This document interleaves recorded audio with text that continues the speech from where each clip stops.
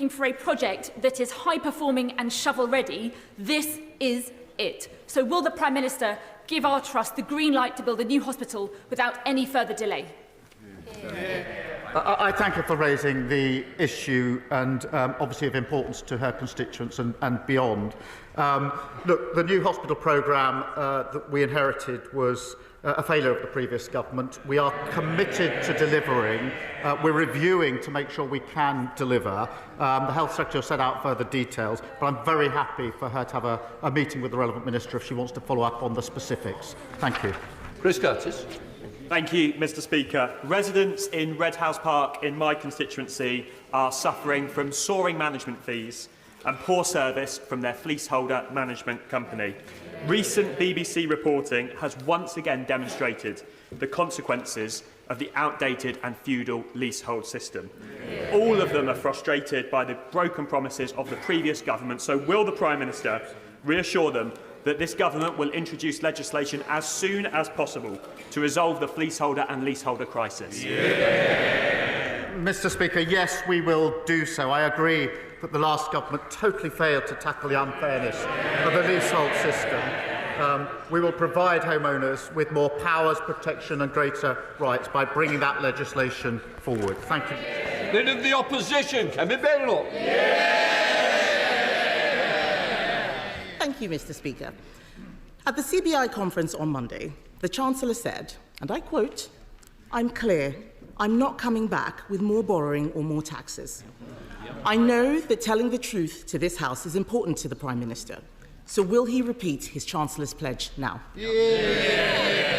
Mr Speaker, we set out our position at the budget that was just set out. We're fixing the foundations. We're dealing with the £22 billion black hole that they left. I'm not going to write the next 5 years of budgets here at this dispatch box. But, Mr Speaker, we said we wouldn't hit the pay slips of working people. We passed the budget, we invest in the future, and we kept that promise. Mr Speaker, he's not fixing any foundations, he's making everything worse. The whole House would have heard him refuse to repeat the Chancellor's pledge, a pledge as worthless as the manifesto promises that he's talking about. If he is fixing foundations, why is it that the PMI index shows that business confidence has crashed since the budget? Mr Speaker, we're fixing the foundation. We've got record investment into this country. But she talks about tax rises. Mr Speaker, 2 weeks ago, she stood there and said that she wanted all the investment, all the benefits of the budget, but she didn't know how she was going to pay for it. I noticed that, having come here criticising the national insurance rises over and over again, on Monday she admitted that she wouldn't reverse the position that we set out. Meanwhile, her science minister was saying he was going energetically to do the opposite. They really haven't got a clue what they're doing. Mr Speaker, if he wants to know what Conservatives would do, he should resign and find out. Until then...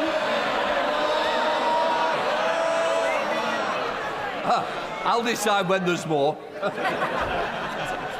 Mr Speaker, until then, I'm the one asking the questions. There's a petition out there, 2 million people asking him to go. He's the one who doesn't know. He's the one who doesn't know how things work. It is not government that creates growth, Mr Speaker. It is business.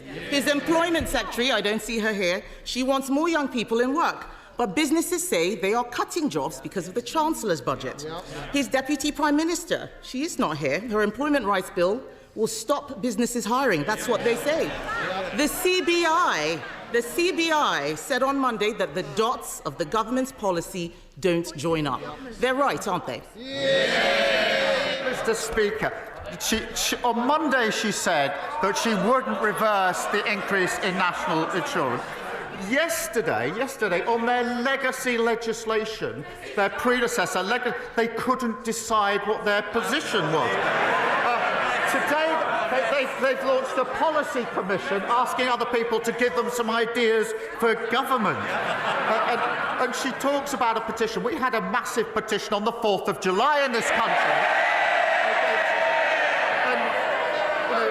we spent years taking our party from a party of protest to a party of government. They're hurtling in the opposite direction. What a load of nonsense, Mr. Speaker. We had a budget in March this year, and tractors were not blockading the streets of Whitehall afterwards. So let me give him another example of a real business. Following his budget, the head of McVitie's has said that it has been harder to understand what the case for investment in the UK is. So while the Prime Minister has been hobnobbing in Brazil, businesses have been struggling to digest his budget. Isn't it the case, Mr. Speaker, that the Employment Rights Bill shows that it is not only the ginger nut that is causing him problems? I was attending the G20. I suspect on their current trajectory, they don't know whether they'd attend the G20 or not. Maybe the Policy Commission will come up with an answer on that one. But we've had record investment from overseas investment into this country.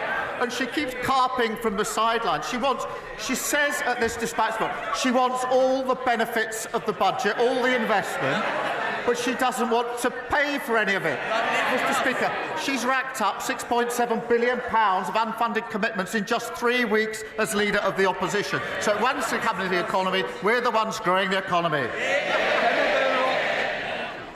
Mr. Speaker, the investment he's taking credit for was our work. I was business secretary. We negotiated those deals that he announced. But the bottom line is that in all that he has said, he doesn't seem to care about the young people who will lose their jobs as a result of his budget. Perhaps he can show more concern for the 1,100 people who found out yesterday that they could lose their jobs at Vauxhall's plant in Luton. So while he flies around making unilateral commitments, back home, the real-world effects are businesses closing in Bedfordshire and Basildon. Does the Prime Minister stand by his promise to ban the sale of petrol cars by 2030, even if more jobs will be lost? Prime Minister. Mr. Speaker, I wouldn't normally invite a heckle, but that one was accurate. Mr. Speaker, the question of the position of jobs in Luton is a very serious one, and families and workers will be very worried, and we are obviously engaging with them. I would remind the Leader of the Opposition that the EV mandates that are an issue in this particular case were actually introduced by the last government.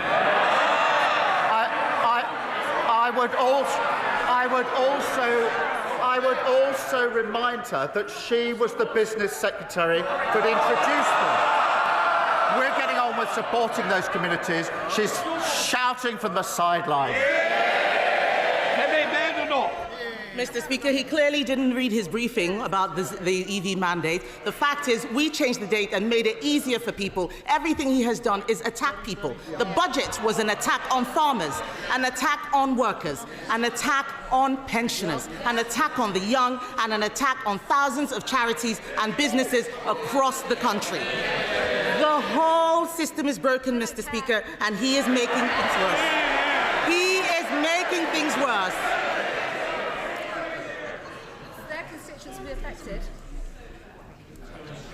Mr. Speaker, he is making things worse. Everyone is unhappy. Isn't it a good thing that the Chancellor is an expert at customer complaints? Mr. Speaker, I think she's just read out the charge sheet against the last government. Everything is broken. And they come here every week with absolutely nothing to offer except complaints. Nothing constructive, no new ideas. They don't know what they're doing from one day to the next. Living in this fantasy world that everything was fine, apparently, for 14 years. Well, the country's fed up with those fantasies. They've got rid of those fantasies. We're going to take the hard decisions. They're jumping on every bandwagon that's passing. We're taking the country forward. Imran Hussain. Thank you, Mr. Speaker. As we enter the last week of Islamophobia Awareness Month, the Prime Minister will know that this year has been an extraordinarily difficult for British Muslims on the receiving end of society's most deplorable attitudes, considered easy prey for the far right and scapegoated by politicians endorsing institutional Islamophobia. And the reality is this emboldening and normalisation of Islamophobia as highlighted in a number of reports, led to the race riots we saw on the streets of Britain this summer, where mosques and those who are visibly Muslim were subject to despicable attacks, with many left fearing for their lives. So will the Prime Minister condemn those in public office and positions of power who actively promote Islamophobia? Will he commit to adopting a definition today? And will he further outline what concrete steps the government is taking to rip out Islamophobia at its roots, including in this place? Mr. Speaker, he's right to raise Islamophobia, and there's been a concerning rise in Islamophobia and anti-Semitism over recent months, and we are committed to tackling all forms of hatred, and we will work with others on an ongoing basis to make sure that we do. Thank you.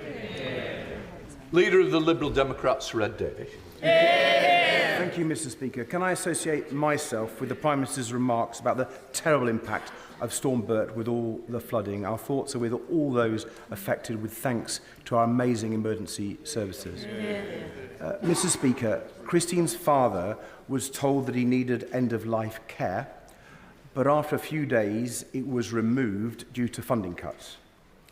He was told that he wouldn't get it, and he died a few weeks later in excruciating pain. Christine said it was terrible to watch him suffer. Does the Prime Minister agree that whatever the House decides on Friday, it is urgent that we improve access to high-quality end-of-life care? And will he make that a key focus of the 10-year NHS plan? And will he commit now to protect hospices from the national insurance rise?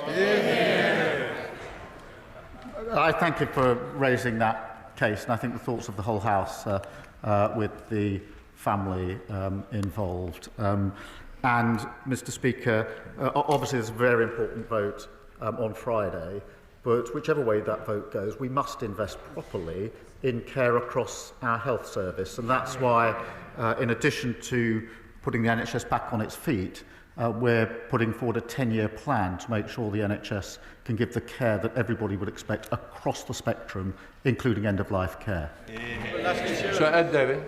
Can I thank the Prime Minister for that reply, and I hope we'll hear more from ministers, particularly on hospices and national insurance, in days to come. Turning to the cost of living crisis, on Friday, Ofgem said that in January, energy bills would go up again after last month's 10% rise.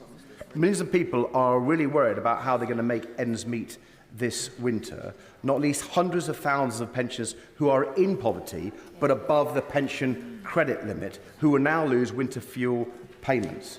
So with energy bills going up again, will the Prime Minister reconsider and restore winter fuel payments? Well, Mr. Speaker, obviously the whole House is concerned about energy bills, which are actually lower this year than they were last year. The long-term way to deal with this is clean power by 2030, to make sure we drive those energy bills down on a permanent basis. And that's what we will do. On the winter fuel allowance, he knows very well what the government's position is, and I've rehearsed it, indeed, with him many times. Atkinson. Thank you, Mr. Speaker. Antisocial behaviour involving modified and off-road bikes is a menace that has a huge impact on communities like mine in Sunderland.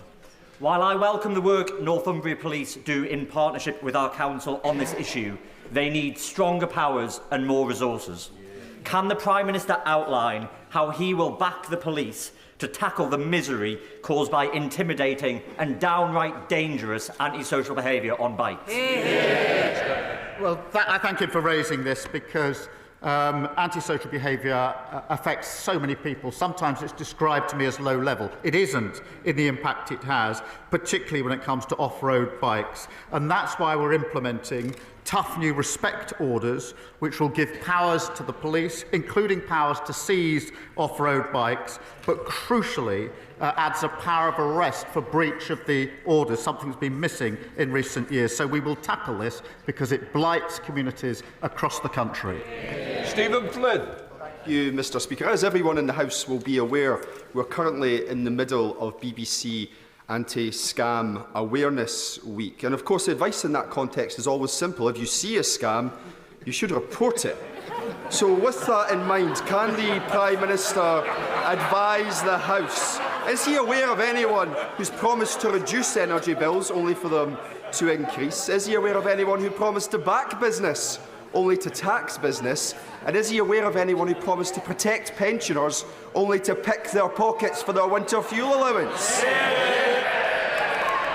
Well, it's very good to see. Sorry. The gallery will not clap and not interrupt the proceedings. Prime Minister. Mr. Speaker, I'm very glad to see him in his seat in this House, as I'm sure many of his colleagues in Scotland share that sentiment. What I can point to is a government in Scotland that promised to take Scotland forward and took them backwards. So I can identify the first one. It's right there. Ali. Thank you, Mr. Speaker. November marks Islamophobia Awareness Month. Last year, the United Nations Human Rights Council adopted a resolution condemning the desecration of religious texts, including the Quran, despite opposition from the previous government. Acts of such mindless desecration only serve to fuel division and hatred within our society. Will the Prime Minister commit to introducing measures to prohibit the desecration of all religious texts and the prophets of the Abrahamic religions? Can I agree with him that desecration is awful and I think should be condemned across the House? We are, as I said before, Mr. Speaker, committed to tackling all forms of hatred and division, including, of course, Islamophobia in all of its forms. Thank you. Thank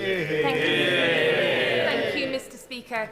Sarah and her family have farmed beef and cattle in my Gordon and Buchan constituency for over 70 years, and they'd always planned for her sister to continue the family legacy. Earlier this year, Sarah's mother died very suddenly and unexpectedly, and she was just 58. Sarah said to me that despite already having a tragic year, it was made even worse after the budget, saying that changes to agricultural property relief has hit us hard when we're already struggling with bereavement and trying to cope with losing mum. What would the Prime Minister say to Sarah and her family on what has been the most difficult year of their lives, in light as well of the family farm tax? Prime Minister. Mr. Speaker, I'm grateful to her for raising the case and the awful bereavement. And if she would kindly send me the details of the case, then I'll certainly have a look at it. In relation to farming more broadly, as she knows, £5 billion was set aside in the budget over the next 2 years as an investment in farming. That's the biggest amount that's ever been set aside. I hear the chuntering, but they actually failed to spend the last farming budget by £300 million. On the question of inheritance and family farms, obviously it's important to bear in mind in a typical case, which is parents passing to a child, the threshold is £3 million, and that is why, as she knows, the vast majority of farms will be totally unaffected. Neil Coyle. Thank you, Mr. Speaker. Southwark faces a significant challenge of antisocial behaviour, but fewer police today than in 2010 due to Tory cuts in coalition with the Lib Dems. As the Prime Minister fixes the postcode lottery and law and order, will he consider the request from Southwark Police, Southwark Council and myself for our community to be a pilot test area for the new respect orders to address this serious problem? Well, I'm grateful for him for raising this because public has been badly eroded under the last government, and we will drive that up with a major programme of reform. That includes recruiting 13,000 more police into neighbourhood policing and the tough new respect orders, coupled with the power to arrest for breach of the order. Rupert Lowe. Thank you, Mr. Speaker. I sincerely hope that all of us in this House agree that good government is transparent government. In response to my written question on publishing the number of foreign nationals receiving universal credit, I was informed by a Department of Work and Pensions Minister that the feasibility of developing suitable official statistics was being examined. Will the Prime Minister today commit to using his good offices to publish this data transparently? Well, I'm grateful to him for raising this, and I know there's been an exchange on it, and as soon as I've got an update for him, I will provide that for him so that he's got it. Thank you. Avery. Thank you, Mr Speaker. Within weeks of a Labour government, the government delivered for the mine workers in the mine workers pension scheme. It was so well received and it was justice done. However, is it not time to seek the truth with regards to the policing during the miners' strike? And would the Prime Minister commit to an early and full inquiry into the policing during the miners' strike, something which this lot denied for generations? Well, I'm grateful for him for raising this. That question of the mine workers' pension scheme reversed a historic injustice, and I was so pleased we're able to do that in the budget. In relation to the miners' strike, as I think he knows, I've met some of the Orgreave campaigners and listened very carefully to what they say. They are entitled to the truth, and we're thinking carefully about what the next step should be in order to deliver that for them. Member of Portugal. Thank you, Mr Speaker. Next month marks 2 years since the death of Cody Fisher, a young man from my constituency of Stratford-on-Avon. Cody was a talented footballer with a bright future whose life was tragically cut short when he was stabbed in a nightclub in Birmingham. His mother, Tracy, has been campaigning tirelessly in his memory for legislation which would require venues to wear bleed kits and metal detectors. In the light of the government's commitment to tackling knife crime, will the Prime Minister meet with Tracy and me to discuss these vital proposals to better protect young people like Cody from the devastating impact of knife crime? Prime Minister. Well, I thank the honourable member for raising the tragic case and pay tribute to Tracy for her campaigning. I've met a number of families on this issue of bleed kits, so I know firsthand just how important it is. We are taking measures in relation to knife crime, which includes banning the sale of online knives, making them less available, of course to take young people out of offending where we can, and real penalties. But I am happy to look at bleed kits, and I will make sure that she gets a meeting with the relevant minister to hear more of what we're doing, but also to make her case. Rachel Hopkins. Mr Speaker, and I refer to my register of interests. The proposed closure of Luton's Vauxhall van plant by Stellantis is devastating news for our town. Over 1,000 jobs at risk and the future prosperity of our town threatened. So can the Prime Minister assure me there will be cross-departmental response to support the automotive sector, but importantly, good skilled jobs in Luton?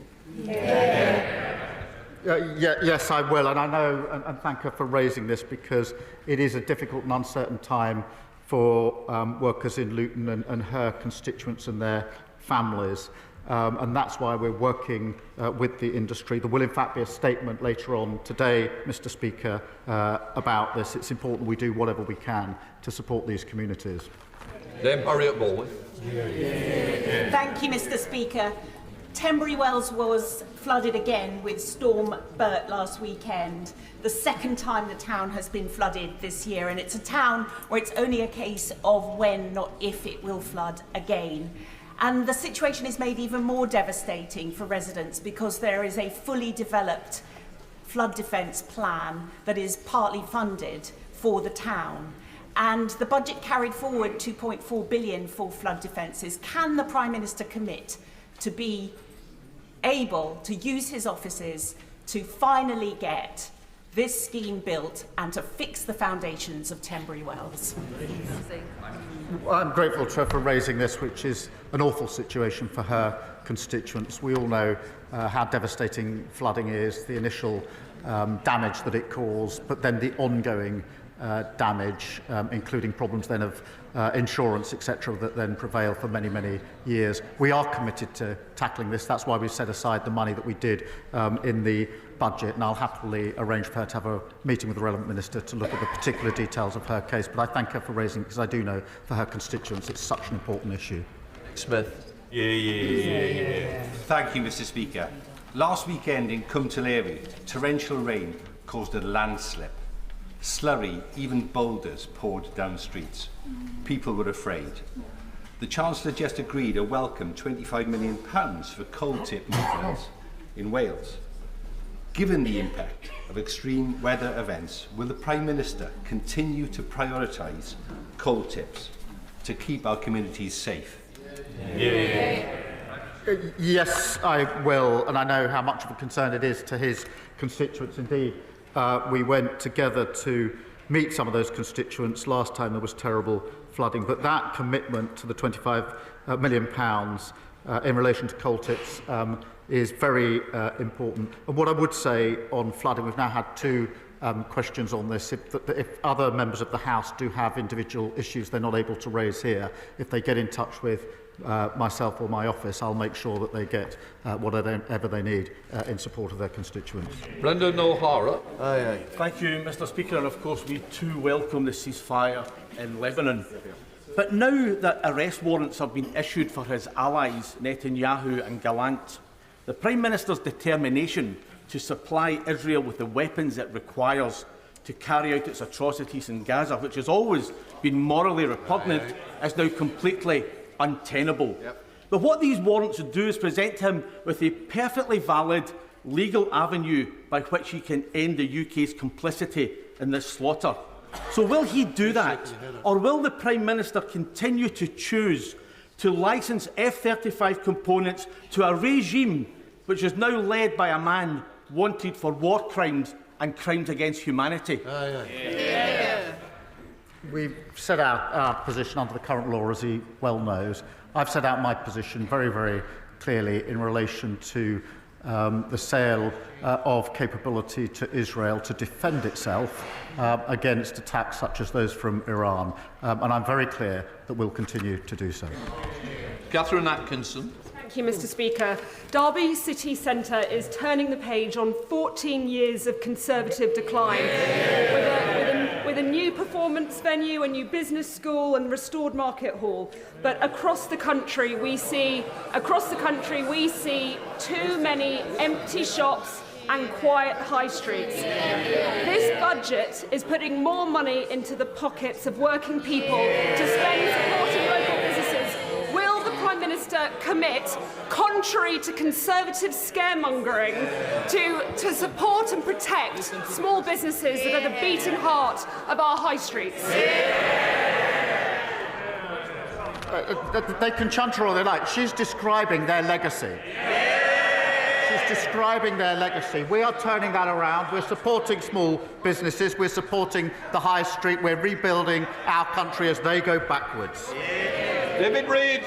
Thank you, Mr Speaker. My constituents in Exmouth and Exeter East and our neighbours across the South West are understandably concerned about the rail disruption and potential economic damage that the HS2 construction at Old Oak Common will cause to our region for at least the next 7 years.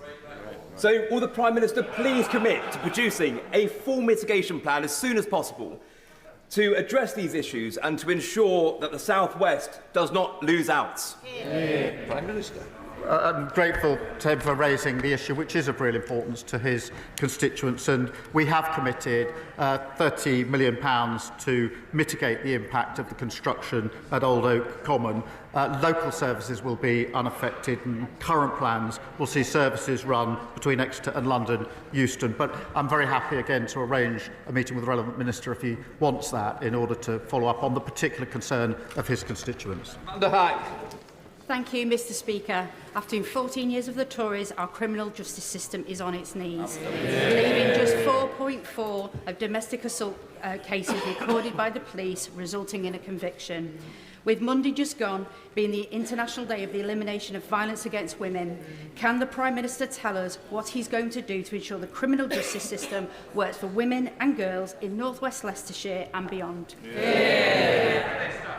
Well, she's right to say the criminal justice system was broken by the last government, like everything else that they touched in the 14 years. Mr Speaker, we take this extremely seriously. We've made a commitment to halving violence against women and girls. We're taking a number of measures in relation to that, piloting, for example, domestic abuse protection orders and making it clear we will introduce a standalone offence of spiking. These are some of the measures which, frankly, we ought to be able to work across the House on, because the issue is of such importance. Matt Weston. Thank you, Mr Speaker. Ukraine faces a hell of a battle on its eastern front with Russia, but on the home front, the challenge is just as great. Just facing a harsh winter, Just last week it was reported that 80% of its energy infrastructure is either damaged or destroyed. They desperately need power generators and associated equipment. So will the Prime Minister agree to meet with me to discuss the provision of energy aid to this important ally, Ukraine? Prime Minister. Mr. Speaker, we have provided support. This is a very serious issue, £370 million of support to the energy sector in Ukraine, which is being targeted by the Russian strikes. I will ensure that he gets a meeting with the relevant minister, and I'm pleased that on this issue there is unity across the House in our defence of Ukraine in the face of Russia's aggression. Alex Brewer. Thank you, Mr. Speaker. After years of neglect under the previous Conservative government, GP surgeries and across North East Hampshire they are preparing now for huge bills to pay increased employer national insurance contributions. Heart Health Partnership in Fleet estimates this will cost them 3 nursing salaries and have already reduced staff hours by 50 per week, with more cuts in January. Can the Prime Minister please tell GPs in my constituency which patient services they should cut in order to pay the bills? Mr. Speaker, she's absolutely right that the NHS was broken by the last administration. And the Darcy report makes that absolute... They should hang their heads in shame, frankly. We are providing in the budget £22 billion of additional funding this year for our NHS. That's a huge investment in our NHS, which is much welcomed across the NHS, much needed across the NHS. We will, of course, work with GPs and consult the sector on the services they provide and the money that they're entitled to in return. And all of that funding will be confirmed in the usual way. Johnny Maynard. Thank you, Mr. Speaker. We recognise that Labour is determined to defend the economically disastrous Conservative policies of being outside the customs union and single market. However, does the Prime Minister agree with the principle that where it is in our country's interest to maintain alignment with EU standards so we can better sell our products internationally, we align, and where it is in our interest to diverge, we diverge? I certainly agree that the deal we got under the last government is not the best deal that we can get, and that's why we're determined to reset the relationship, which we have already begun. Obviously, there'll be no return to freedom of movement, the customs union or the single market. But beyond that, we can increase, I think, and improve the situation, whether it comes to trading, to security and other cooperation. And we're actively working on that. Final question, Frank McNally.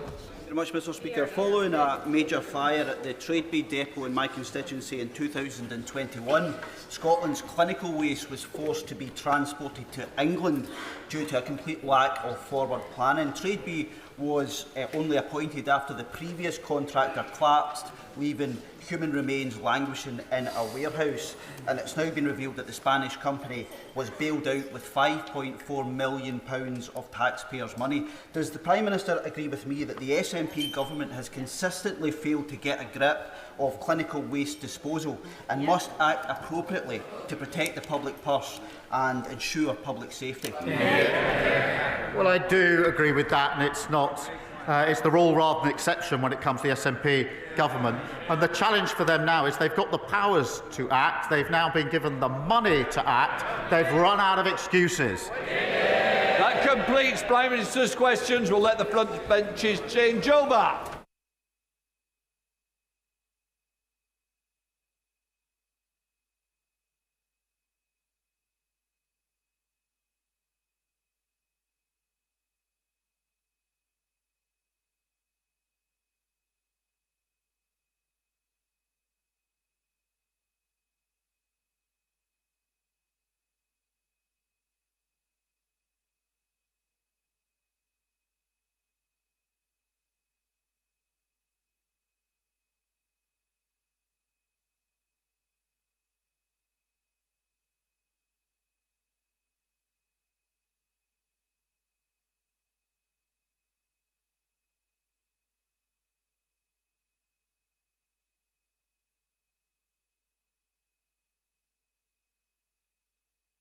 Right, we now come to the statement.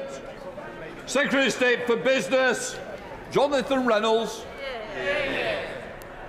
With your permission, Mr. Speaker, I wish to make a statement on the announcement by Stellantis yesterday on the future of their manufacturing sites in the United Kingdom.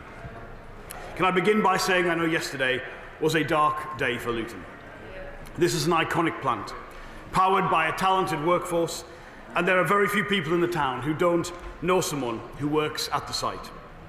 I want to outline the steps the government has taken to try and prevent this outcome and how we're going to support the industry and the area going forward.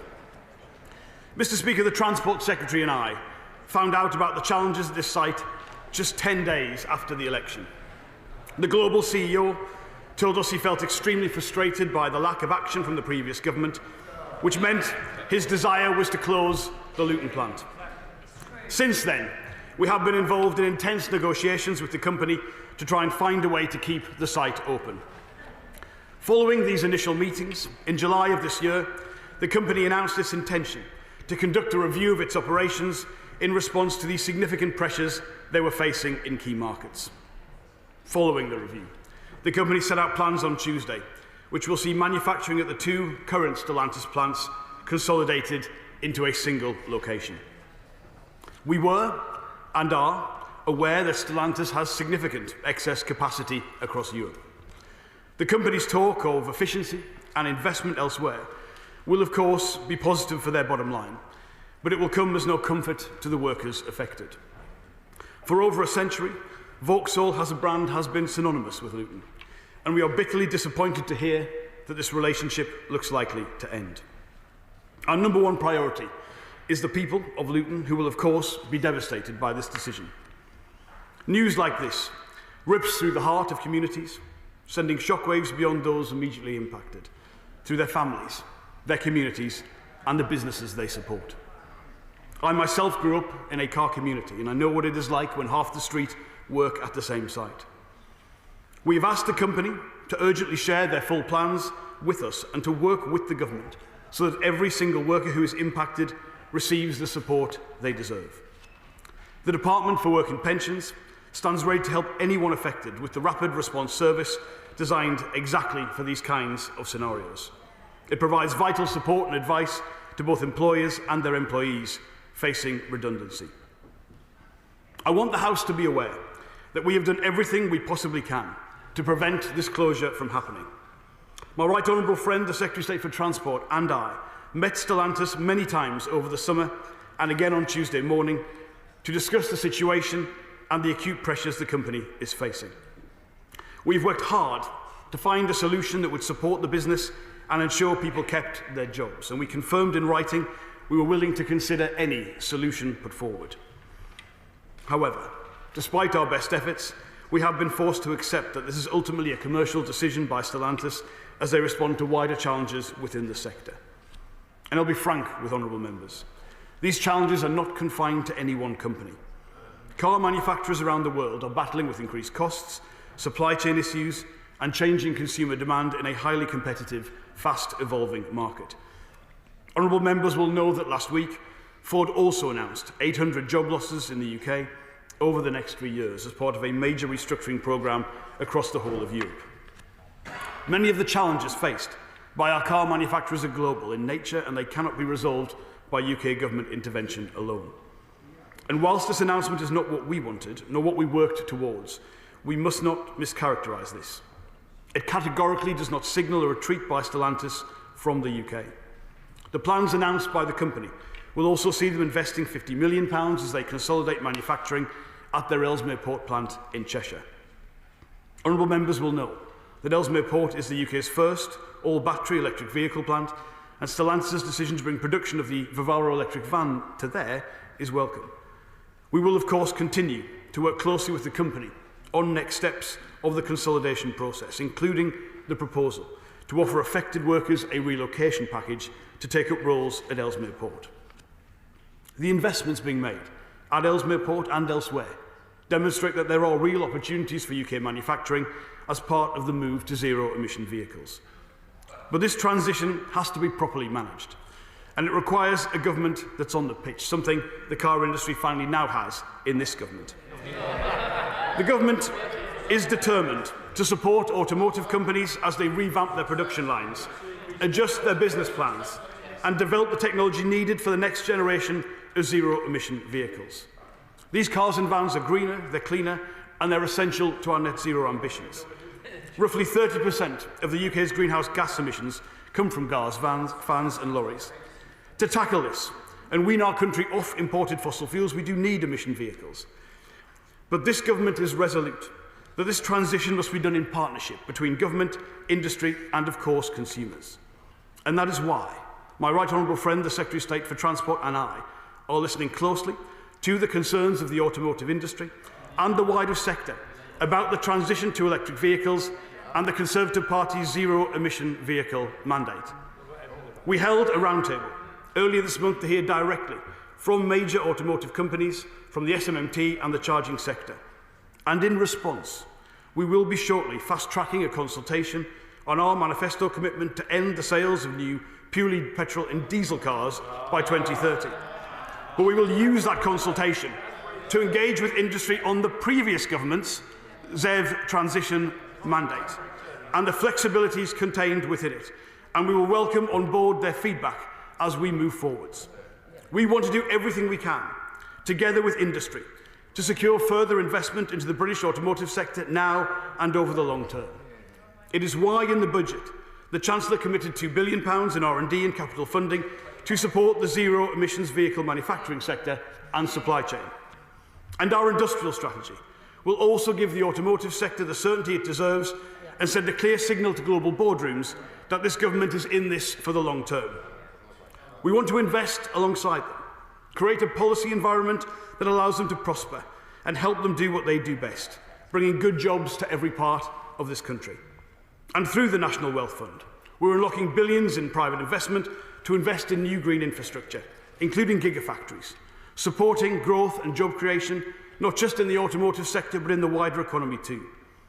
And we're working with investors to build a globally competitive electric vehicle supply chain in the UK, laying the foundations for growth over the long term. Mr. Speaker, the closure of the Luton plant by Stellantis is a bitter blow to our car industry, to Luton and to the workers who made Vauxhall a world-class brand producing world-class cars and vans. But we must not lose sight of the fact that these vehicles will continue to be designed and built here in the UK at Ellesmere Port. And that matters to me and it matters to the government. When I say decarbonisation must not mean deindustrialisation, I mean it. Winning the race to net zero and having a world-leading automotive sector must go hand in hand. We must never undermine the transition as the previous government did, but we will be pragmatic on ensuring regulation and incentives are working as they should. Contrived culture wars are not what this industry needs. Instead, it needs a partner in government ready to look at the practical solutions necessary, and we stand ready to do that. And I commend this statement to the House. Shadow Secretary of State Andrew Griffiths. Thank you, Mr. Speaker, and I thank the Secretary of State for advance sight of his statement. This is a sad day for the 1,100 workers at the Luton Vauxhall factory, and our thoughts are first and foremost with them and their families. They are the most recent custodians in a long history that goes back to 1905, when their factory opened the doors for the first time. Luton-built white vans are icons of British business, representing to many the hard graft and skill of millions of traders, the self-employed and small businesses across this country. Mr. Speaker, we on these benches stand by these hard-working people. We're on the side of the plant's workers because we know the value of skilled work and the transformative power of British business. The closure of the Luton plant, I fear, is just a down payment on jobs that will be lost under this government's relentless attacks on industry, its neglect of the realities of business, and its failure to meet its promise not to raise taxes. The government owes it to the plant's workers to at least be honest. This decision is the direct result of a government policy that is simply unworkable for industry. Stellantis told us as much when they said that this decision was made in the context of the zero emissions mandate. The Society of Motor Manufacturers and Traders have said that the UK situation is particularly acute, with arguably the toughest targets and most accelerated timeline on the world. And there are unsustainable business costs undermining UK industry. The government's policy on zero-emission vehicles is a jobs killer. They say they've been talking since July. So why today, Mr. Speaker, this panicked U-turn when it's already too late? Under the last government, we acknowledged that the previous vehicle mandate was too stringent. We took the decision to push this back, recognising the impact that it would have on industry. We listened to Unite the Union on this. His party unilaterally reversed those changes and brought the deadline forward to 2030. Instead of Unite, he listened to the member for Climate Central in Doncaster North. But even today, the Secretary of State speaks of ending the sale of new purely petrol and diesel cars by 2030. He's tried to slip a subtle change in there, the consequences of which are significant. And whilst I welcome that for once this government has listened to business, he appears to be misleading them at the same time. Can he explain exactly what his policy is? There are real costs, as we see today, to these targets. And instead of having the courage to stand up and recognise that he was wrong, his solution appears to be yet another consultation which is yet to take place. How many automotive businesses has the Secretary of State spoken to about these targets? And in any of his conversations with Stellantis, did they ask him at any point to remove the fines on their business? Has he met with the Right Honourable Member for Doncaster to entreat him to row back from his ideological pursuit of domestic targets, ignoring the fact that they are exporting jobs, exporting British jobs, Mr. Speaker, to more carbon-intense economies? But most of all, we mustn't ignore the elephant in the room about the timing of this decision. This follows a budget that has declared war on business, a triple whammy of tax rises that removes incentives for growth and investment, a 25 billion jobs tax which has left boardrooms across the country putting recruitment and pay rises on hold, and alongside an employment rights bill written hand in hand with his union paymasters that's already deterring businesses from hiring in Britain. Businesses are ringing the alarm bells. The CBI, the British Retail Consortium, UK Hospitality and the Society of Motor Manufacturers have all said the pressures on business are too much to swallow. Open letter after open letter, statement after statement, Labour are not on their side. They lied about their plans. They're attacking working people, and now they're attacking the vans they go to work in. The businessmen and women who gave Labour the benefit of the doubt are regretting it. When will the Secretary of State listen? When will his government abandon its attack on British business? Will he lead the charge to change course? And why won't he suspend the fines and targets which have led to today's tragedy? Secretary of State. Mr. Speaker, that is the single most dishonest statement I've ever heard in the time in this House. I'm sure the honourable gentleman will be withdrawing that comment. Mr. Speaker, I'd like to clarify some of the points the honourable gentleman raised on the other bench. The ZEV mandate policy is a... We're on the same side. We'll be quiet, won't we? Secretary of State.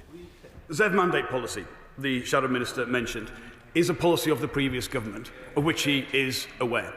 The changes the previous government made were not to the ZEV mandate. They were not pragmatic on it. They changed the destination and kept the fines and the ramp-up and the thresholds exactly the same. So what they did was give no flexibility or pragmatism in how that policy operated, but still undermined the transition, leading to a massive reduction in consumer confidence. And he asks, has the honourable gentleman talked to industry? I was the guest speaker at the SMMT dinner last night. 1,000 people there from every bit of the automotive sector. They are absolutely clear that it's the destination they support. It's the Conservative government, the previous Conservative government's policy as to how this operates, which is causing them the problems. And as I said in the statement, if he was listening, or if he'd read it in advance, 10 days in to this government, we were told this plant was likely to close. It is on this side of the House that we've acted with pragmatism, been willing to look at any part of this policy in order to make sure this outcome didn't happen. The simple truth was that it was too late after 14 years of failure to be able to put this right. So I just have to say to him, with all politeness, he is out of touch with industry, he is out of touch with workers, he's even out of touch with what the previous Conservative government did, and I think that speaks for itself. Chair of the Select Committee, Liam Burns. This is indeed a hard day for Luton, and I welcome what the Secretary of State had to share with the House today, and I welcome the review that he's announced of the zero-emission mandate. As part of that review, I do hope that he looks again at the perversities of the regime that he inherited that could involve makers of petrol engines in this country transferring credits to companies like Elon Musk's Tesla and Chinese EV makers. But if we really want to make sure that there is a level playing field, Mr. Speaker, why don't we reverse the decision of the last Secretary of State, follow the EU Commission and launch anti-subsidy investigations into Chinese EV makers? The Trade Remedy Authority is ready to go. It just needs the Secretary of State to give the green light. Secretary of State. I'm grateful to the Chair of the Select Committee and indeed for our exchanges we had in the committee evidence session yesterday.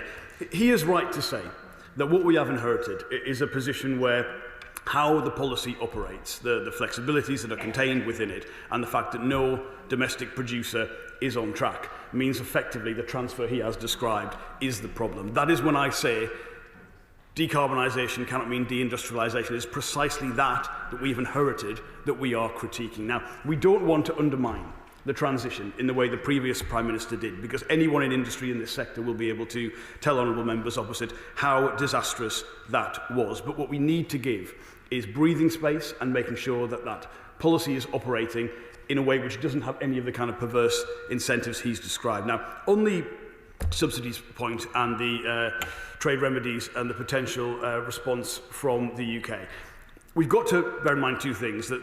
First of all, the system we've inherited is industry itself, which makes the application for that. I do have powers as Secretary of State to do that, though they've never been used to my knowledge. But we must also remember that the UK automotive sector is a world-class export-led sector. If we were to go in any kind of protectionist route on principle, we've got to bear in mind what it would mean for the markets we sell those vehicles into. If you sell 80% of your product abroad, it is the international export position you've got to consider alongside the domestic market. But I say again, if industry makes that request, of course it would be followed in accordance with the way the system operates. Clive Jones, the Liberal Democrat spokesperson. Thank you, Mr. Speaker. And can I thank the Secretary of State for the advance copy of his statement.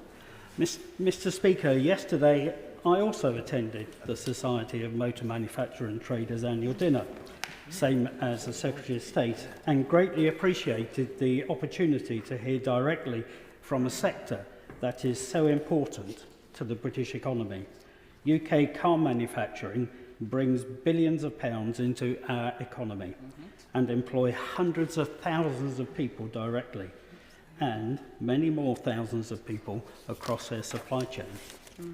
They are at the forefront of the green transition and in making transport sustainable for the future via electric vehicles. And most importantly, they are always willing to be frank with me and other politicians because they reaffirm to me that the industry sees major hurdles on the horizon.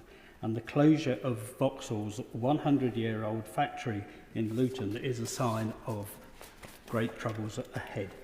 Inevitably, the Conservatives are going to play politics with this announcement, but there is still no apology from them for trashing the economy. There is not one moment of reflection that the previous government's policy on electric vehicles was a disaster. It simply did not do enough on infrastructure and incentives, and therefore the government need to fix the Tories' mess. As a starting point, the government urgently need to work with Vauxhall to mitigate what will be a major shock for this area. The government have said that it will fast-track a consultation, but that needs to be fast-tracked today. Mr. Speaker, urgency is the key. When will the consultation start, and when does the Minister expect it to report? The previous government did not do enough to incentivise people to buy electric vehicles, nor did it provide the right infrastructure. What is the government doing to increase sales of electric vehicles and to increase the number of charging points in places like my constituency of Wokingham? Seriously. I'm grateful to him for his questions and his observations, and apologies. He's had to hear me speak twice on this in the short passage of time from last night till today. But he asks the Conservative Party to apologise for their economic record. That case stands for itself. But I would also like to know, given how urgently this was presented to us as a new government, what they were doing at the end of the last government. What did they know? What conversations were they aware of? Because certainly what we inherited was a position of extreme frustration from the company. I can't imagine that hadn't been conveyed in some way to our predecessors. There were policies in terms of specific questions in the budget around charging infrastructure. I recognise that's a key part of this, as well as the £2 billion for the R&D Automotive Transformation Fund and the partnership with business that we use that for. He asks on the consultation, obviously that will come from the Department of Transport. Shadow Secretary of State asked about why that's a consultation. Well, the previous government set these policies in primary legislation, so he knows there are processes to follow in order to do that. Any conversation about the thresholds and the existing policy, that is for my honourable friend, the Secretary of State for Transport. But I go back to this point about how the system works, the flexibilities, the allowances, how we can make sure that we are giving automotive manufacturers in the UK a system that lets them get to the transition they want and the consumer wants, but does it in a way which works with industry to enable that transition to happen for the benefit of the United Kingdom. Rachel Hopkins. I'm grateful again, Mr. Speaker, and I refer to my register of interest as a trade union member and also someone with friends who have heard that they've lost their jobs. Closing the Luton site will damage our local economy, with 600 jobs at risk, more in the supply chain, and workers and families receiving this devastating news just before Christmas. I welcome the comments from the Secretary of State saying decarbonisation must not mean deindustrialisation and the decimation of good, skilled jobs. Will his announcement today move the dial in discussions with Stellantis to help protect the Luton site? And I welcome his tone of taking this seriously compared to members opposite. So will he join me in visiting workers and their trade union representatives at the Luton site to listen to their concerns?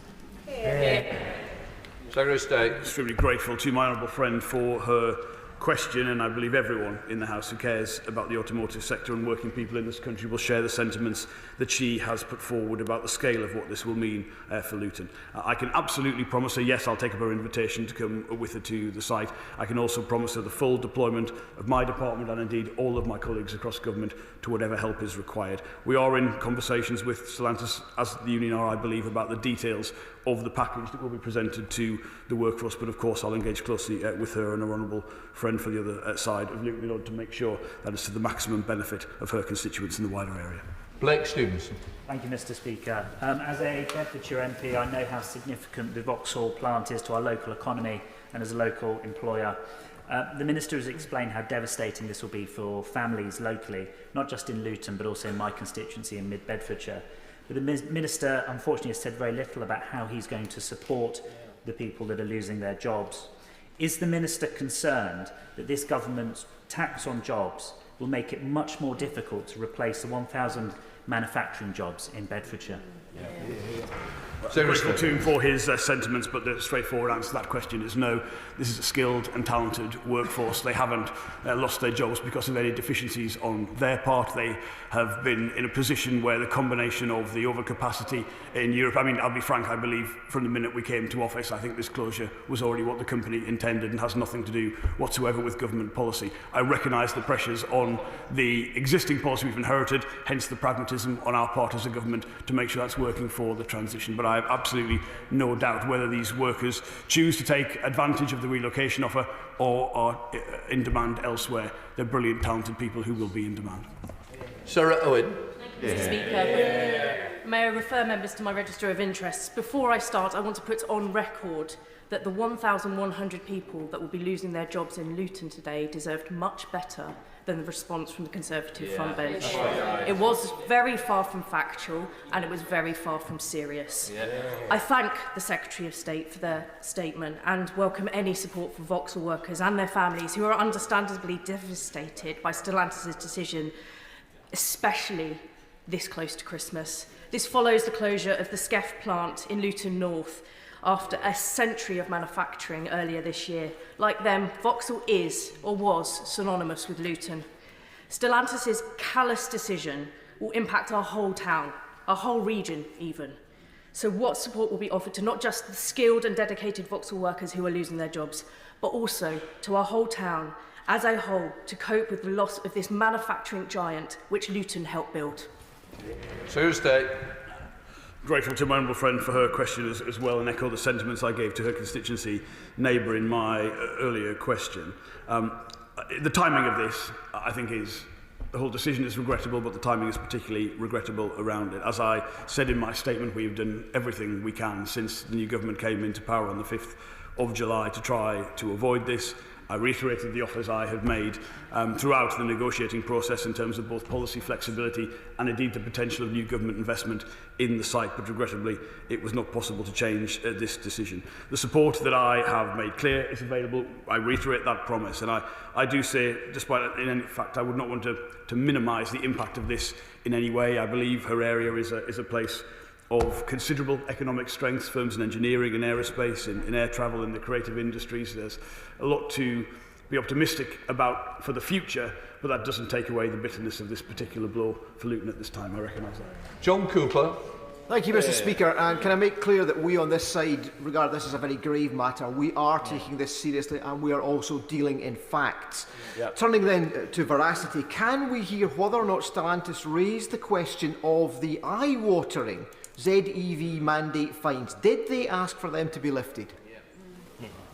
I'm grateful to him for his question. Yes, in the conversations we had with them, they raised every aspect of the previous government's policy in terms of the flexibilities, the ability to cap and trade, some of those allowances, what it would mean for the bottom line. And I take those concerns seriously. That's why I'm willing, in a way that does not undermine the destination, to consult on how this policy works alongside my colleague, the Secretary of State for Transport. Because whilst I feel the previous government's aspiration, I understand why they did this policy, I don't think they considered, when the decision was made, the kind of falling demand in Europe which we have seen. And I think we have to work pragmatically across all bits of government to make sure this policy is not having the kind of outcomes which I think many of us who are aware of how exactly this works do share.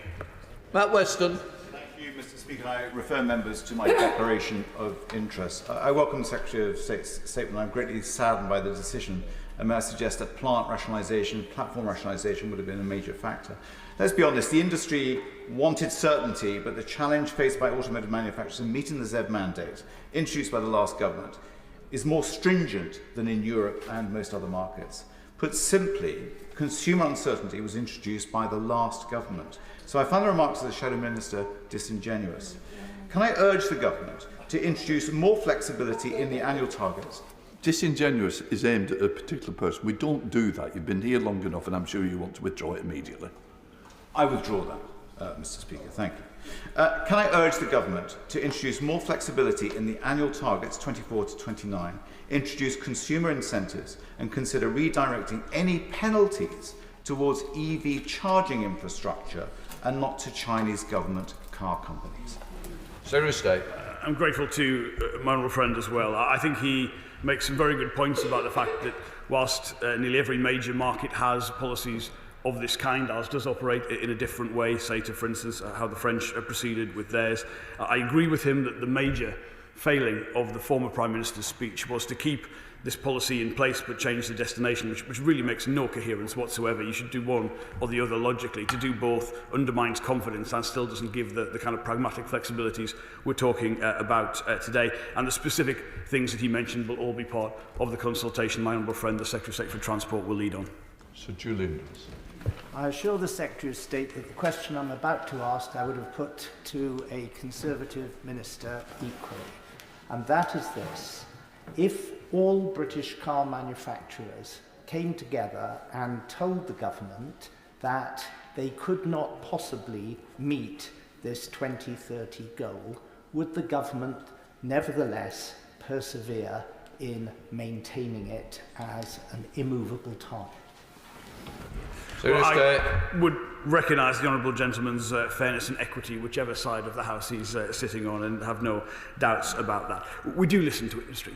we have that very close relationship with them, and that is why we understand that the destination they want is 2030. The pressures of the system are in the next few years because of a situation which I don't believe, and I'm saying this in good faith to Conservative members, I don't believe government ministers at the time considered this set of European and global economic factors in terms of the particular decisions that they made. So that's why we've got to get this balance right. We should also recognise, given we are an export-led automotive producer, that if we weren't being ambitious about the transition, we'd lose our export markets because we wouldn't have anything to sell because other countries have these policies, and that is where the consumer is going. It's about how we support the transition, and that's where we work so closely with industry.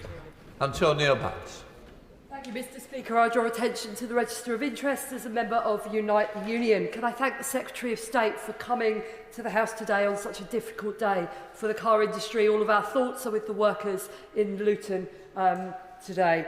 I wanted to ask the Secretary of State to thank him for the work he's doing, engaging with the industry and with unions on a better way forward on electric vehicle targets.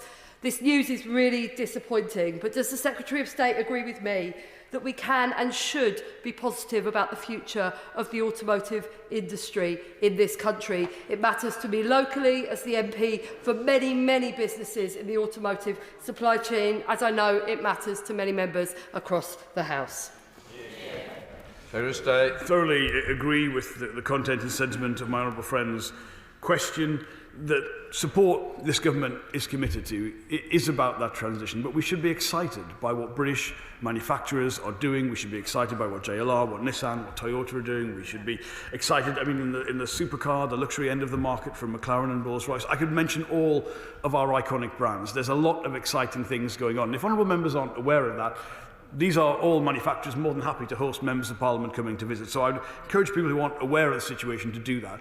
But they will explain the pressures they're under in the short term, and they will endorse the change of policy this government is putting forward today. Thank you, Mr. Speaker. The Electric Vehicles Association say that 14 NGOs, think tanks and campaign groups are advocating to uphold the ZEV mandate. We have just seen the most devastating storms, dangerously accelerated by climate change. I know the government knows that net zero is not negotiable. The previous government has persistently undermined the motor manufacturing industry. Will this government listen to the Electric Vehicle Association, who are, after all, supporting this government in its ambition to get to net zero? Mr. Speaker, I genuinely appreciate the question from the other perspective, if you like, to this, because it's not just NGOs, there's a big business element that we've been in close contact with about charging infrastructure, and I understand that. And I just want to make clear, that is why we are not undermining the transition. That's why we are ambitious with industry for where we get to. Nothing we are going to propose as a government will itself reduce or limit the deployment of electric vehicles. What I'm talking about, what we are talking about as a government, is looking at how the flexibilities, for instance, in the system operate. So we are doing everything we can alongside industry to get to that destination. So I want nothing to do with the approach from the previous government, which did have a really detrimental effect on the industry, and they will tell any honourable member that very clearly. But I'm listening to what it means to have this, frankly, change in economic circumstances in terms of demand, private demand for electric vehicles, and want to work with industry to get to the place, the destination I think we both strongly support. Bill Estes. Thank you, Mr. Speaker. The previous government were warned, including multiple times in this chamber, about the damage they were doing to the car industry before the election. The constant changes of policy on net zero, the missing of targets on the rollout of charge points, the failure to even allocate the rapid charge fund, all of these undermined consumer confidence. So can I ask my right honourable friend to make sure that after his review, and as soon as possible, he balances up the needs of manufacturers of cars and vans with the needs of consumers? I believe the analysis of my honourable friend is absolutely right, and I think he and I were in the chamber several occasions where this case was made to the previous government. I mean, look, the intervention from the former Prime Minister was not based in any kind of business or economic logic. It was an attempt to create some sort of wedge issue before the election, which frankly did them absolutely no good because people saw straight through it. I say again, to change the deadline but keep the existing thresholds in place up until 2030 was the worst of all worlds. It did have a really negative impact on consumer confidence, excuse me, and we will never repeat those mistakes. Jerome Baird. Thank you, Mr. Speaker. The Secretary of State has said in his statement that at the time of the election, Stellantis were minded to close the plant. But since the election, we've had the budget, which has imposed £25 billion of increased taxes on business.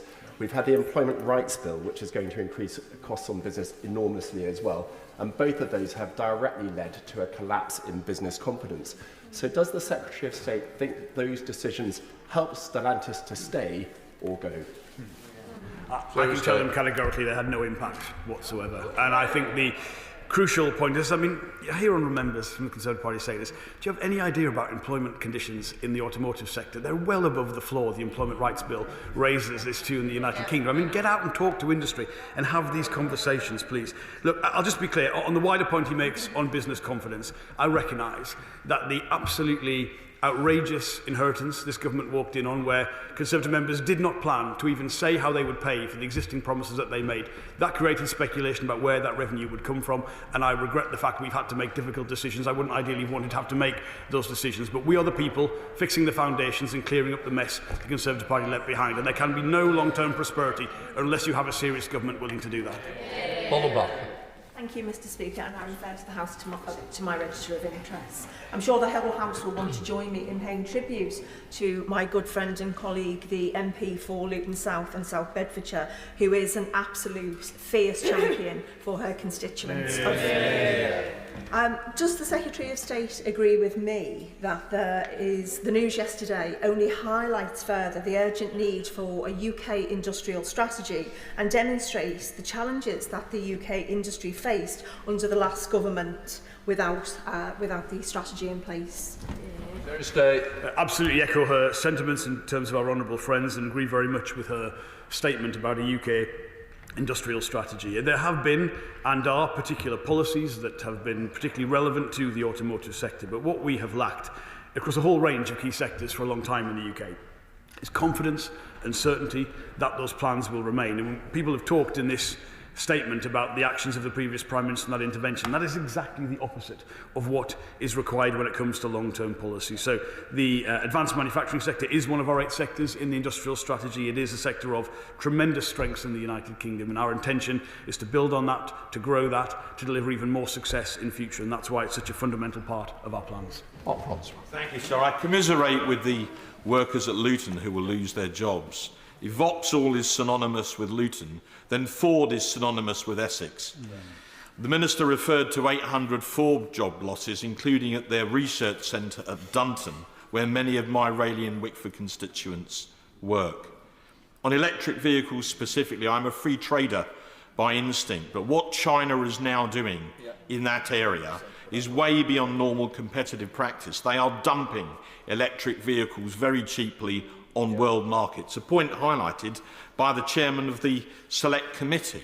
So what specifically are the government intending to do about that to maintain fair competition and to give British companies, including Ford and Vauxhall, a fair chance to compete? Secretary of State. First of all, let me reiterate my words about his constituents and the situation at Ford. I would say if anyone, and I have faced this accusation before, thinks somehow the government is only listening to one part of industry or is responding to special pleading, I think the announcement from Ford, followed by what we have had this week from Stellantis, is proof that we do need to move, we do need to listen, we do need to look at some of the policies we've inherited and make sure they're working as they should. I reiterate my comments earlier on in the statement to the chair of the Select Committee. The Trade Remedies Authority and the system that we've inherited, we haven't changed. If Ford or any other company want to make that referral against unfair competitive practices, they can do that. That request has not come from any part of industry to date. And I would say, look, I wouldn't for a second describe the Chinese economy as one that operates on the kind of market principles we would be familiar with. But we've got to be aware that the fundamental threat from China comes from their commitment to research and development, to innovation, to high-tech solutions, and to being able to manufacture on scale. We are kidding ourselves if we think the threat is just somehow unfair competition. This is an economy that has an incredible level of ambition for the future, and that's why we've got to raise our game as well. Chris Edgley. Mr. Speaker, many of my constituents will be impacted by this deeply worrying announcement. So can the Secretary of State confirm what discussions he is having with trade unions on this specific subject and what plans he has to mitigate the job losses on residents in North East Hertfordshire? Again, I wish to place on record and recognise the situation facing his constituents and the support on offer for the government. He asked specifically about conversations with trade unions. Yes, I can confirm I had several conversations just yesterday with, for instance, the General Secretary of Unite, Sharon Graham, and making sure that what we're doing as a government and what is being negotiated on behalf of the union, the recognised union for the workforce, are consistent with each other. I do recognise that for many people in the local area, the offer of relocation will not be an attractive one. People have links, they have families, they have situations. That is on offer as part of the deal. But as the details of this emerge, I promise the House will keep members of Parliament updated and work very closely with them to ensure it's everything it can be. Richard Tice. Thank you, Mr. Speaker. Let's be honest, these job losses are a direct result of net zero, the previous government's EV targets, and what we are witnessing. Is the Secretary of State aware? Is he aware that car manufacturers across Europe are losing fortunes on EV production? They are trying to delay targets. And what we are witnessing is just the beginning of the slow, agonising, painful and tragic destruction of hundreds of thousands of direct and indirect jobs in the UK automotive industry. Secretary of State. I can certainly agree that we should be honest, and what the honourable gentleman said there was simply not correct, is his characterisation of the UK automotive sector. And all I would ask him to do is don't listen to the government or even the opposition. Go and speak to the industry yourself. Go and speak to the firms involved in this. Ask them about their investment plans. Find out why the honourable gentleman is so out of touch with industry sentiment. Many of the problems in some other European countries have come from a lack of ambition on transition, because fundamentally, if we're selling 80% of what we make in the UK to other markets, there is no long-term market for internal combustion engines. You've got to recognise that and remember. And again, don't take it from the government, take it from industry. But I'm afraid on this one, again, as we had on our exchange, I believe, on steel a few months ago, honourable gentleman's just out of touch with what consumers and business want. John Slinger. Thank you, Mr. Speaker. Does my right honourable friend agree that, unlike the party opposite, this Labour government does not regard the words industrial strategy as anathema?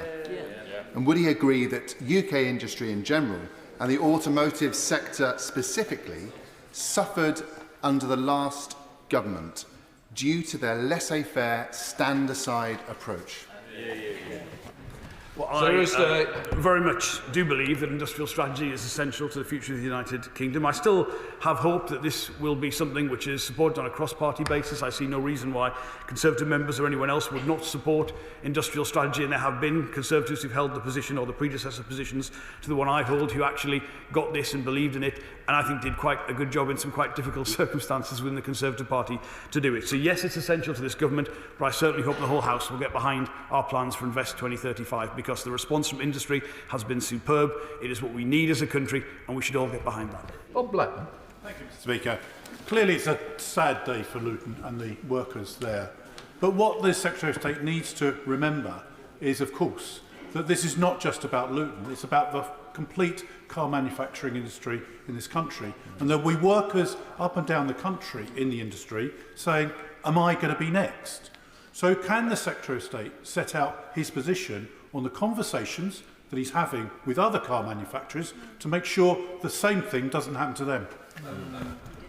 Well, I reiterate the points I made in my statement, that this is about the whole sector, that whilst we had a position that we walked in to find in relation to this particular plant on the 5th of July when we formed the government, I recognise that alongside that particular issue, there are sector-wide issues here, which is why we've been having these conversations, and it's why we're willing to show the pragmatism we had in changing what we've inherited in terms of some of these policies to make sure they're working in a way which works for British industry. So you asked about specific conversations we've had. I said in my statement we had a meeting with all the major UK-based OEMs and wider representatives of the sector just last week to talk about the kind of flexibilities that might be required in order to make this policy work in a way which doesn't undermine British industry, but gets us to the common destination industry and government and consumers hold together. So that is exactly what we are doing, and I would ask Conservative members, wherever they feel about the previous government's policy, to get behind that ambition too.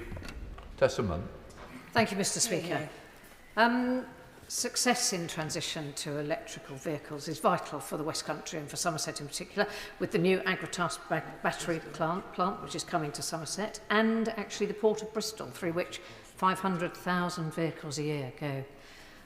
Will the Secretary of State act to support consumers and consumer confidence through restoring the plug-in grant, please? Secretary of State. I can certainly assure my honourable member that I will do everything I can to bolster consumer confidence.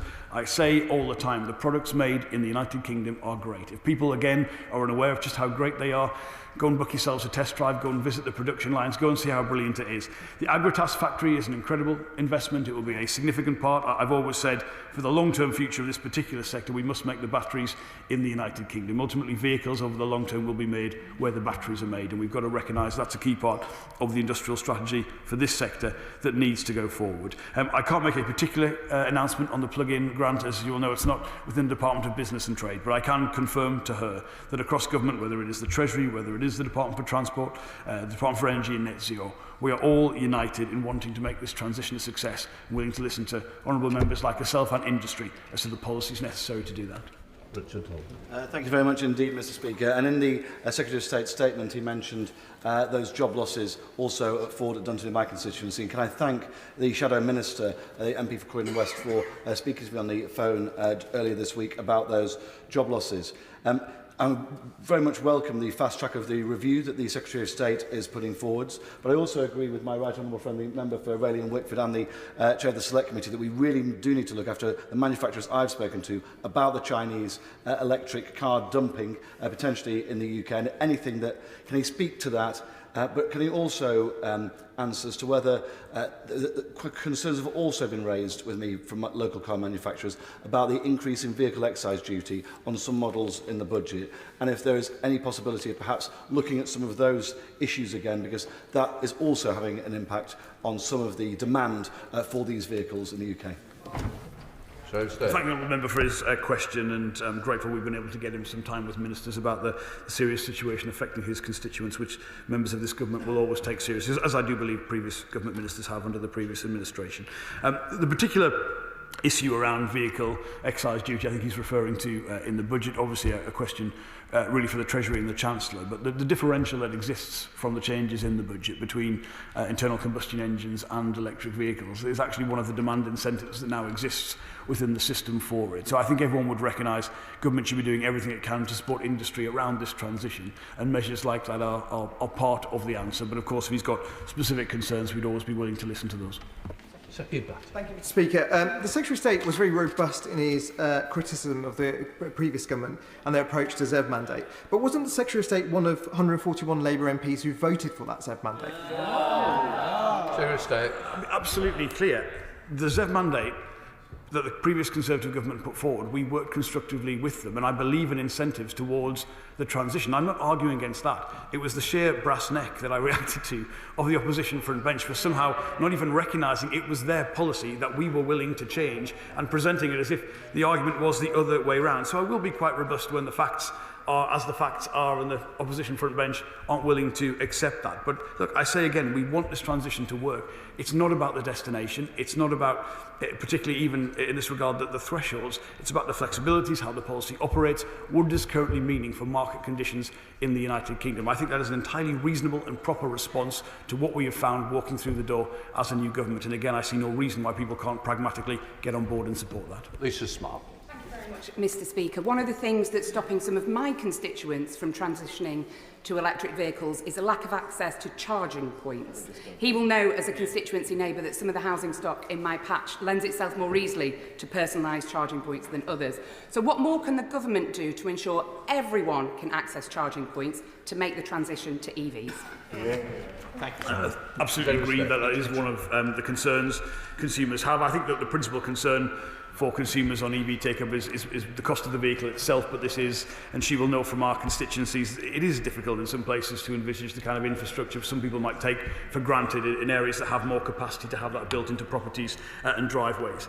There are about 70,000 public chargers, EV chargers in the United Kingdom. It's important to recognise there's not always an equity across different parts of the country around that, but a lot of people are surprised to learn. I think we have more public chargers than, for instance, Norway has, which is very much the leader in electric vehicle rollout. There was specific money in the budget to expand the rollout of charge points, to build on that 70,000 already in place. But I think she's right to say it's a key concern to be taken into consideration, not just the overall number, but the equity of those around the country. I can promise that the Department of Transport's interested in that too. Jim Shannon. Thank you, Mr Speaker. Can I thank the Minister very much for his statement, and in particular for his honesty. It's important to have that whenever we look at the bleak things we have before us, and thank him for that. The Minister will understand that with the cost of living crisis that our constituents are struggling through, the last thing on their mind is to afford, forgive me, an all-singing, all-dancing electric car when they're clearly struggling to pay their electric bill. The closure of the plant, which specifically highlights the lack of passion for electric cars, can come as no surprise. So what can Government and the Minister do to make electric cars affordable for everyone, which would, I believe, enhance the need for car manufacturers once again? Thank you so much. I'm grateful to him for his question in the way that he has put it. He's right to say cost of living concerns are paramount. I think we've got to recognise as well the cost of petrol and diesel is often, many times, a key consideration in overall household finances. But he asked specifically, what can we do to bring down the cost of that? Now, that is about co-investing with industry in the most efficient forms of production. I think he mentions an all-singing, all-dancing EV. There's a whole range of vehicles available, and actually many of our producers have led on the kind of family cars. I mean, the Nissan Leaf is a great example of that, made by some of my former school friends in Sunderland. We should get behind that and talk about how great those products are. But fundamentally, we do need to bring down the cost, not just of the charging infrastructure, but of the unit cost itself. That can only be done by investment in efficient production and scale production. And that's why the destination is so important. But working with industry on that destination is key to delivering the outcomes I think he and I want. That concludes that statement. We'll just give the front benches a few moments to swap over for the next statement.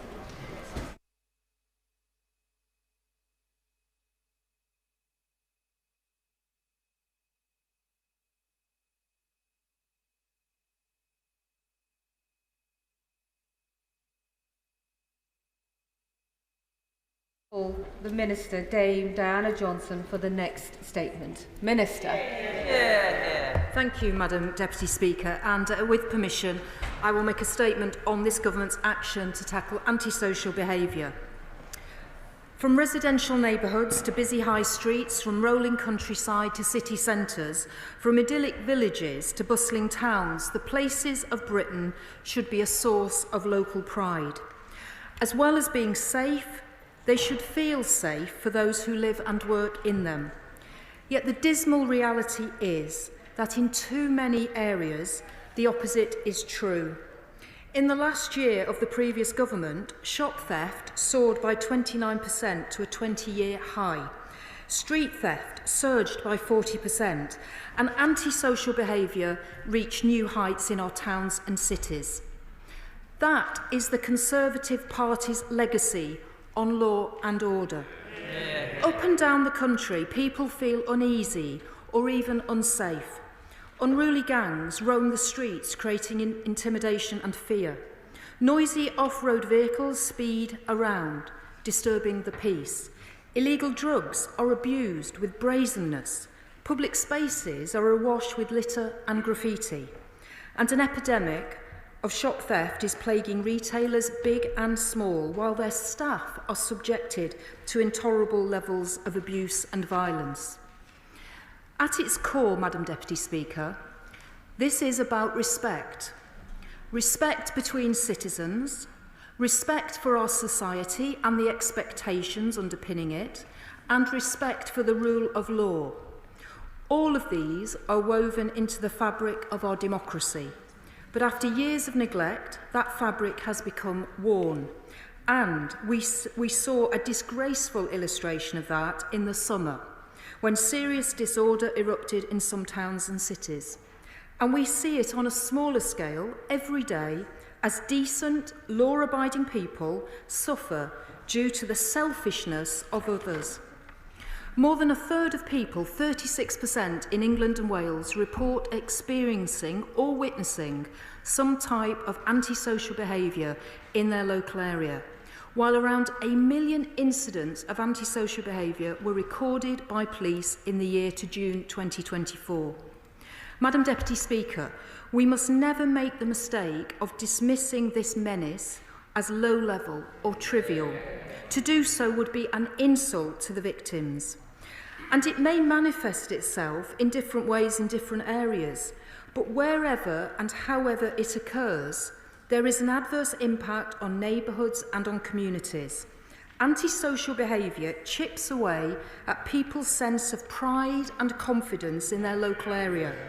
It ruins their enjoyment of public spaces, and for those affected by the most serious and persistent cases, their quality of life is damaged. One victim, quoted in a report on antisocial behaviour published recently by the Victims Commissioner, said this: "Every day I'm crying. It makes me anxious, and it actually makes me physically sick." And another said, "It's totally isolating, and nobody can understand the pressure it puts on you." Now, I am sure that all members across the House will be familiar with accounts like these from the all too frequent interactions that we have with our constituents on these issues. And earlier this month, I visited Leighton in East London, where I heard from local councillors about the importance of partners working together to tackle antisocial behaviour. And more recently, the Home Secretary and I met with victims of antisocial behaviour and shop theft, Annie Valentine and Brian Roberts from Blackpool and Tim Nye from Sheffield, to hear about their concerns firsthand.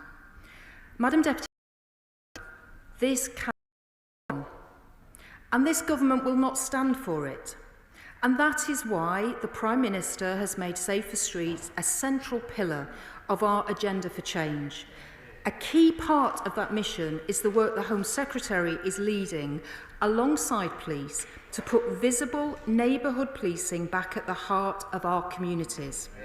By restoring that crucial link between the police forces and the people they serve, we will ensure that residents and businesses have the reassurance that they want and need, as well as deterring would-be offenders. And as we implement our neighbourhood policing guarantee, we are determined to tackle antisocial behaviour head-on. I can today update the House on that work. To turn things around and effectively combat the problem, it is really clear that fresh impetus is needed, which is why, in our manifesto, we committed to introducing respect orders. These will enable tough restrictions to be placed on the worst adult perpetrators of antisocial behaviour. Those subject to a respect order could be banned from a town centre, as well as being compelled to address the root cause of their behaviour, for example, through mandated alcohol and drug treatment. The orders will be applied for by the police, by councils or by social housing providers, and issued by the courts. Importantly, there will be a power of arrest available for all suspected breaches, protecting communities and town centres from further harm. And we are going even further by ensuring that anyone who breaches their respect order commits a criminal offence and may face up to 2 years imprisonment, an unlimited fine or a community order. These new powers will be piloted first to ensure that they are as effective as possible. We are also going to crack down on the scourge of off-road bikes in public parks, dangerous e-scooters on pavements and street racing, all of which inflict misery on local communities. Under strengthened police powers, officers will no longer be required to issue a warning before seizing vehicles involved in antisocial behaviour. Now, turning to retail crime, it harms lives and livelihoods, and it has to be dealt with as the serious threat that it is. So we will introduce a new specific offence of assaulting a retail worker, and we will end the effective immunity for shop theft of goods under £200. Madam Deputy Speaker, the task of making our country safer will not be completed overnight, but this is a government of action. The work of change is underway, and as we step up this vital effort, we are guided by a simple and unshakable belief. The belief that our streets belong to the decent, law-abiding majority. Because for far too long, gangs, yobs and thieves have been running amok. And that's not going to happen anymore, Madam Deputy Speaker. Under this government, the safety and the security of the public will always come first, and we will be unrelenting in our mission to restore respect and take back our streets. I commend this statement to the House. I call the Shadow Minister, Matt Vickers. Thank you, Madam Deputy Speaker. I thank the Minister for her statement and for advance sight of it. It's not right that anyone should live in fear of intimidation in the place they call home. Antisocial behaviour has real consequences. It can ruin communities and prevent people from making the most of their local area.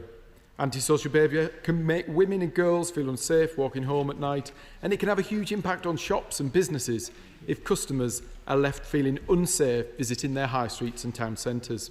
We, of course, welcome any focus on antisocial behaviour and efforts to tackle it. But tackling it requires more than a press release or a rebrand. I know that those in the sector have described the proposed respect orders as wholly unnecessary and near identical to existing powers already held by the police. We will, of course, engage with the government as proposals are brought forward, but are keen to see meaningful action rather than just the renaming of public space protection orders and criminal behaviour orders. Changing names won't change outcomes. The last government launched the Antisocial Behaviour Action Plan, backed by £160 million worth of funding and over 100,000 hours of police and other uniformed patrols undertaken to target antisocial behaviour hotspots. As of February 2024, our plan led to nearly 600 additional arrests, close to 1,500 stop and searches and around 700 uses of antisocial behaviour powers such as community protection orders and public protection orders. My own Labour Police and Crime Commissioner in Cleveland has commended the huge contribution made by the last government's hotspot policing initiative.